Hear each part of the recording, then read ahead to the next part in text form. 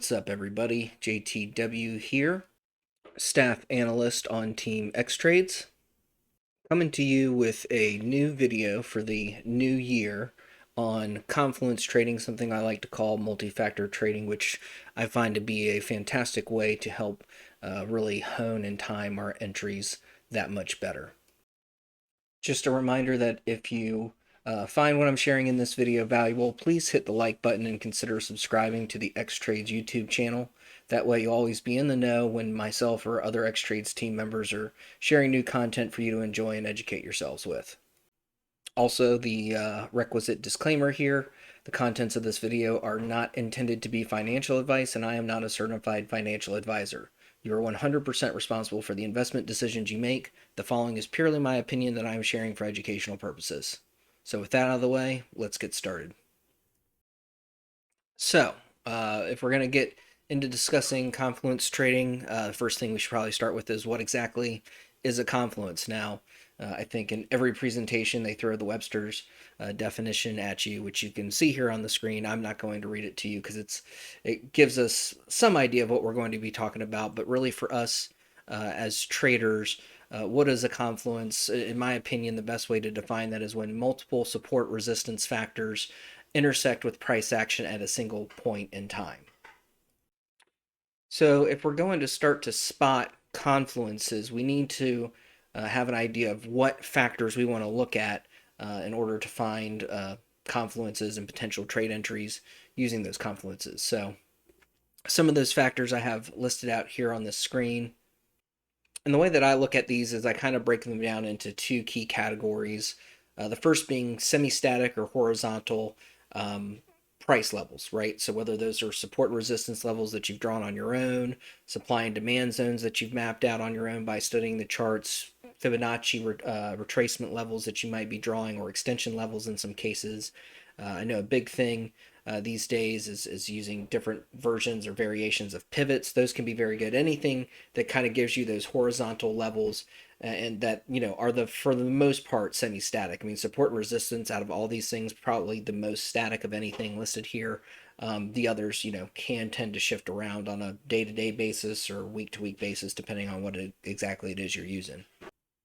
On the other side, on the dynamic trend-based side of things, here's where we're talking about, objects, indicators, whatever the case might be, that aren't necessarily just moving from side to side. So those things might be trend lines, moving averages, volume, which doesn't really necessarily move across the screen, but it could be something that you factor in as a confluence factor. If you see, for example, volume dropping as a move goes higher, and then you run into some kind of a bearish confluence, that could be a good spot to look for a rejection, just for an example. Range filters, Bollinger Bands, Ichimoku clouds. I mean, there's tons of things out there that folks can use. We're going to talk about some of my personal favorites in this video, but this by no means is limited to just what I'm showing you. As always, I encourage folks to find a system and a recipe that works for them, that allows them to be profitable in a repeatable fashion and become sustainable traders that ultimately brings the financial freedom that you're all looking for. So before we get into some examples on the charts, I do want to talk about, why confluences are important. So if we have a group of, let's say, about 5,000 traders who focus almost exclusively on support and resistance, maybe they're using VWAP, maybe they're using some other tools in their arsenal, but for the most part, they're really focused on just playing the levels, having a good plan with a high risk reward ratio that puts them in good shape and tends to generate profit for them, right? Well, then you might have another group of traders, and this group of traders is also about, let's just say, 5,000 people strong, and those might be your moving average traders. So they're trading based on where the moving averages are. They're probably watching a few different moving averages. Maybe they're also using some things for horizontal levels, but maybe it's not support and resistance. Maybe they're using fibs or pivots or something along those lines. Well, what happens when we have a confluence where you've got, all of these traders looking at the same point at the same time? In other words, we're testing a key resistance point as far as, if somebody's drawing out support resistance levels, we're testing a key resistance level. And then we also have something like a moving average right there, pretty much at the exact same price point that our support and resistance level is at that exact point in time, which creates for us a confluence. So, what do we typically need for moves in the market to play out the way we're expecting them to play out? Volume, right? And so, the more volume, the more eyes we can bring on to a trade at the same point in time, the better. So, instead of relying on solely one thing or solely the other thing, if we kind of focus on just honing in and staying focused on those confluence type of opportunities that present themselves, well, now we have, instead of 5,000 and 5,000, we've got a pretty big number. I can tell you this much: it's over 9,000. All right, so let's take a look at some examples with that little uh, joke out of the way. All right, so here we have SPY, and we're looking at SPY on a 6-minute chart, and you'll notice that there are a few different types of horizontal lines on this chart. For those of you who are Xtrades members already, you see me post these types of things every day. For those of you who may not be Xtrades members and are just finding out about us through watching these types of videos, one of the things that I like to bring to the table for the group is I publish what I call the Daily SPY plan every morning, which includes pretty much a plan for how to play either the upside or the downside. And of course, regardless of which direction we wind up going on the day, both plans include entry levels, price targets, and of course stop loss levels. So if I'm just going to kind of run through these real quick just so we understand sort of what the plan was going into the day, and then we'll talk about how the confluences come into effect. What were we looking at here? And I'm just going to focus on the downside since that's what actually played out. But we were looking for an entry on calls over 383.78. Obviously, that never happened. We had a entry for puts that we would have been looking for below 382.49, with price targets at 381.57, 380.58, and 379.58. Stop loss average down there at 383.27. Now you'll notice that there are a couple of additional price levels down here. So these are the three that I would publish pre-market. And then as the day plays out, if I see that we may need some additional targets and I need to go pull from my encyclopedia of SPY levels I might be interested on that day, I'll jump back into the Discord, or I'll even share it via Twitter sometimes, and I'll add some additional price targets. So these two were added at the end of the day. Or I should say, midway through the day. And this was the plan for Thursday, December 22nd. You can verify that via the Xtrades Discord or Twitter. I think pretty much the vast majority of the plan, even though there is the character limit, gets out to Twitter. So these levels are out before the market opens or right as it's opening. So where do the confluences come into play, and why are they important in this particular scenario? Well, there are a few things that I'm looking at here.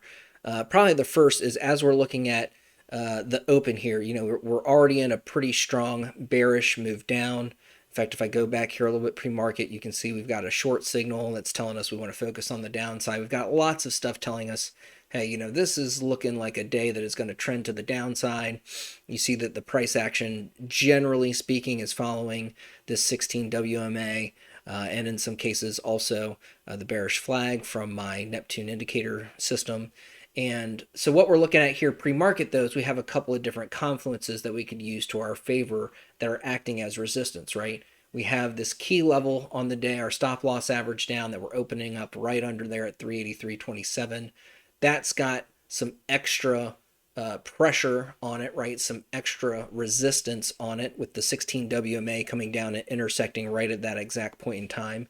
And then we also have the 333 SMA up here that is going to also act as resistance for us, with just above that our entry level for calls. So we could kind of adapt this plan a little bit, right? The plan being to wait to take puts below this level using this confluence. We could say, okay, well, I've got the 16 WMA. I've got a key level on the day that I think is going to be a rejection level, because if we dip below and we come back up, that's why that's our stop loss average down, because I think that that's going to continue to be resistance. We see it acting as strong resistance leading up into the open. And then we've got this 333 SMA just above with another key level right there. So that can then become potentially your stop loss average down area, right? Zone that you're going to, potentially write out some downside and ultimately say, okay, maybe puts weren't the right trade if we break out and break over this 383.78 level, but that's not the case, right? And so you see we dip down, we consolidate, and then we dip down further, then we consolidate below. We're kind of tagging each of these price levels, whether they be as we're breaking right below and then essentially back testing them as resistance. Same thing here, right? We shot right below, back tested as resistance. Now we're testing the next price target for puts as support, and eventually that gives way. And then you see the 16 WMA finally catches back up with the price action, and we get sort of another leg down shortly thereafter. Now, you could also be looking at this, and this is something that I do a lot whether I'm trading futures during the day or if I'm trading SPY options contracts during the day. I like to be looking at both SPY and ES kind of simultaneously and typically on two different time frames. So what we have here is the ES chart from that day with some other confluences going on, right? And it also shows us where we were getting those next legs down as those confluences were taking place. Now, in this particular example, because I wanted to show, not only just support and resistance, but also something else. In this case, we're using both Camarilla and traditional pivots to kind of monitor ES, which is S&P futures here on the 3-minute chart. Again, very same scenario, same setup, right? Everything's kind of saying bearish, short, sell all across the board on my Neptune various indicators, whether it's the Neptune trading system or this Neptune trend ribbon that I'm releasing soon. And so all of that is pointing to the downside. We have the SMAs curling to the downside, the 200 crossing below the 333. So that's bearish. Price action under VWAP, that's bearish. Lots of confluences starting to build, saying, okay, we want to look at bearishness or downside plays today, but also nothing that's really giving us that exact spot where we might want to take an entry, right? So we're looking at some things here where we've got, okay, this pivot's acting as support, but the 16 WMA, bearish flags, everything is pushing it down. Now we've got below the next pivot, and now we're back testing it as resistance, and now we've got the 16 WMA catching up, right? So as that 16 WMA is coming right here, you can tell that it's only going to take maybe 1 or 2 candles before we either catch that and continue the move down, or we test it and try to reverse things. But again, this is an overall very bearish picture, so we need to sort of operate under the assumption that it's more than likely this is going to hold up as resistance, right? So we make a leg down. You could have potentially looked for an entry there, knowing that, okay, I've got essentially my next candle should tell me whether or not, I'm good to go on taking an entry on the confirmed break below this pivot and shooting for this as our next price target. Sure enough, we do get down to that next pivot as the price target. And then you see that try to hold as support, right? And now that support and resistance sort of button heads against each other. Instead of them button heads, it then becomes a confluence on this candle, right? Now we've broken below that pivot. So now we're below the pivot. We've got the 16 WMA in the bearish flag. So that could be, if you hadn't taken an entry yet, that could have been a great entry, for how you would use confluences in scalping or following these, larger, heavy trend moves intraday. Same thing here. You see we sort of flatten out for a little bit until we catch up with the 16 WMA. No real confluence there, just to catch up with that to then take the next leg down.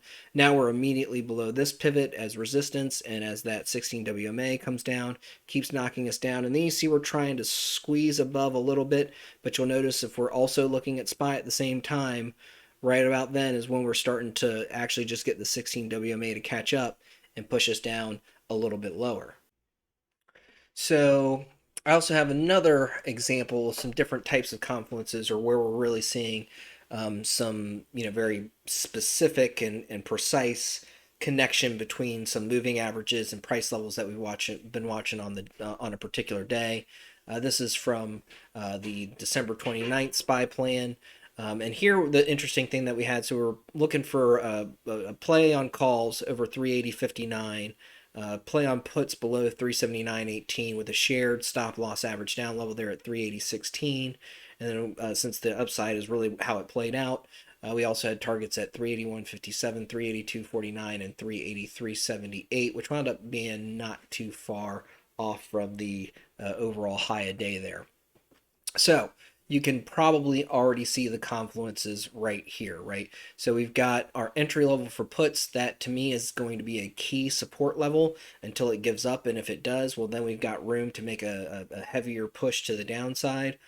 We also have the stop loss average down level here. I expect that to react pretty well on regardless of which side the candles are approaching it from. We got the 333 SMA right there along with that stop loss average down level, and then of course the entry level for calls. So how could you then use these to take this trade to your advantage and maybe even take a trade early on into the day? Well, we've got the long signal, bullish flag. We were looking good for momentum on the day, right? We get this opening candle, it back tests our entry level for puts along with that confluence of the 200 SMA. So you've got two pretty good support factors both right there at the exact same time. That is definitely a really nice confluence entry opportunity.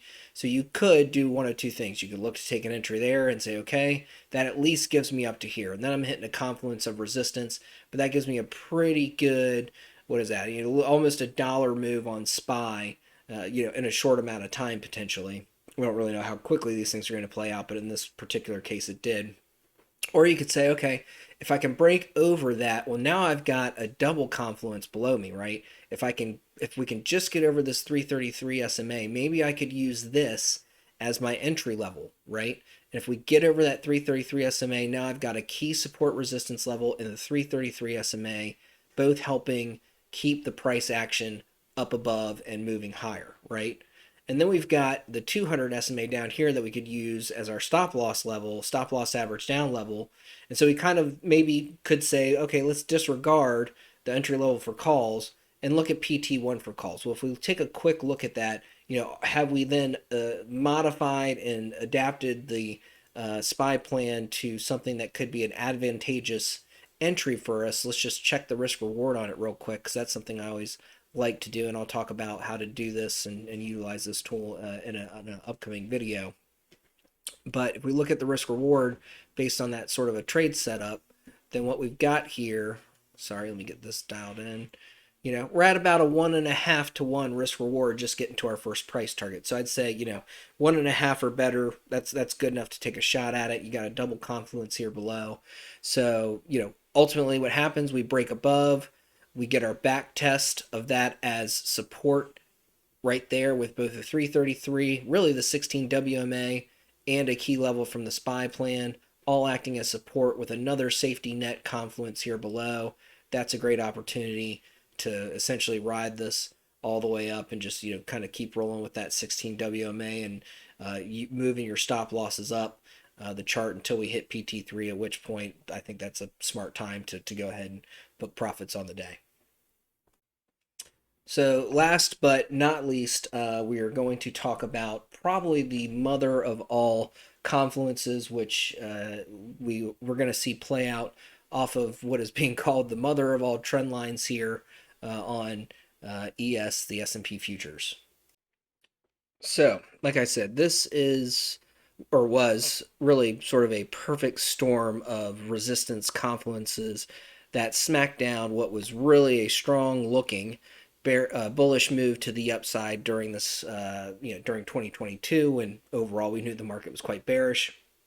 Here we're looking at the daily chart on ES futures, and here is where we have sort of that mother of all confluences, that perfect storm of confluences, and it's happening right here, right? We're coming up, we're testing the 200 and the 333 SMAs essentially at the exact same time here on the daily chart, while the 200 is crossing below the 333, which is very bearish. That doesn't happen very often on the S&P futures. So we've got that pretty rare bearish cross under of the 200 crossing below the 333. We have a key support resistance level right here at 443.74.75, a weekly level as far as support and resistance goes. And we've got the moat, the mother of all trend lines right here that we've rejected, I believe, 4 times now, traces back to all-time high. I think this was the second rejection of it. Yeah, if you kind of count the first rejection or the first touch as a rejection. This is on the weekly chart, so while that might up here might look like a little bit of an invalidation, it actually looks really spot on the weekly chart. So same thing here. This green line is based off of the weekly trend. So it's no surprise to me that we had this hard move up, and then we hit something like that essentially takes, a very strong bullish move and totally reverses it. And not only does it totally reverses it, it takes it down to what wound up being the low of the year. I mean, we caught a little bit of a dead cat bounce right before we went down and actually tested the low of the year. But that all came off of this confluence of resistances. I know that I alerted puts for the group at Xtrades. I'm sure plenty of people were on top of that as we kind of made this move to the downside. I mean, really, this was, short the rip time after you make that third rejection, really confirmed that trend line is going to be there. You've got all that confluence of resistance. So you've got your, again, support resistance line, trend line, two SMAs at the exact same spot, and they happen to also be crossing bearish at that very moment in time. Extremely critical to understand and be able to identify these things and use them to your advantage. We can even see, just real quick, as I'm looking at this, a couple of other examples where we have a very strong upside day move right here on this particular candle, hits this daily resistance level, can't break it. The next day starts to reject as soon as you get below the 333 SMA, and now you've got all that little, you got a tight little window there, but it's a strong window of resistance because of that confluence there. That's a great place to take a swing entry on some puts and ride the downside for a few days, which would have been extremely profitable. Another thing you'll notice, right, the price action as we're coming down here on this candle, not pretty much totally ignoring this weekly level, right? And I've looked at this, we've ignored it a few times. We kind of get a little bit of a back test of it, but not recently. We're getting some clean tests every once in a while, but lots of candles that are just flying straight through it on the daily chart. So you see that stop happening once you've got those additional factors there. Once you've got that trend line, those two SMAs in that bearish configuration, that's when things really start to stack up and say, okay, I'm willing to buck the trend and see if I can't catch the top and play some downside profitable type trades. So with that, I'm going to wrap up this video. I hope you guys found it helpful and informative. Just a quick reminder to please hit that like button and subscribe. There's also a link with this YouTube video below that will allow you to join Xtrades, our Discord group, and our web app with a nice little discount courtesy of your boy JTW. So with that, I hope you guys go out there, get some green, trade smart, and I'll be back with another trading video soon.